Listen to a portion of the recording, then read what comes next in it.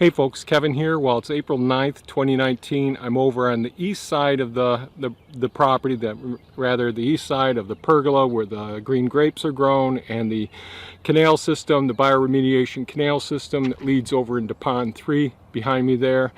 Recently we transplanted that Fraser fir, and today's another undo it episode where what I had hoped to work out didn't work out as well as I'd hoped. And since it's springtime right now, it's a good time to do some transplanting. So I had, with the shape of the arch of the way that the canal system wraps around and feeds into Pond 3, a few years ago, I dug out some narrow trenches with a mini excavator in the gravel that's here, and filled the area with some compost and some wood chips and all. And I planted hostaberries, gooseberries, and currants, black currant bushes and all.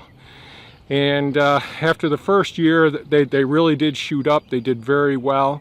There was a lot of weed competition, but the berry bushes did great. The deer came in and decimated the hostaberries, ate them right down to the stumps, but they did come back the next year.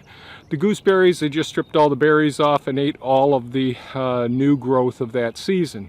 And they've done that each year. Last year I put Premier 1 fencing up around it and all, and the deer just either the deer or the raccoons knocked it down, and ultimately that got knocked down, or they jumped over at different times when I put it up, and they keep going after the hostaberries get wiped out every season. So I decided this year, along with all the hardwood cuttings that I'm putting over into the west garden plot, I'm not planting as much vegetable crops this season.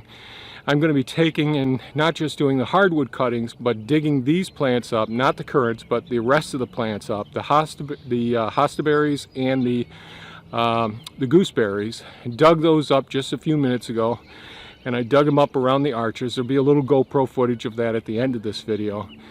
And what I'm going to do is bring those over to the west garden now and get those into the soil. So let's go over there and see if we can get that done.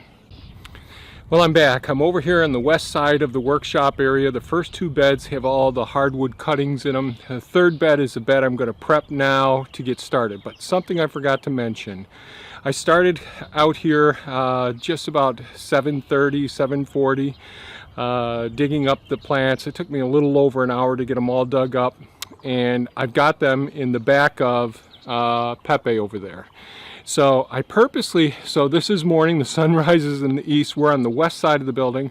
So I parked Pepe with these really delicate plants with all their moist, tender roots out, still exposed there. I didn't put them in any containers or anything because I knew I'd be putting them in the ground right away, and I didn't want to waste any more time. So I put them in the back of Pepe, and they're sitting in the shade. The temperature's in the 40s.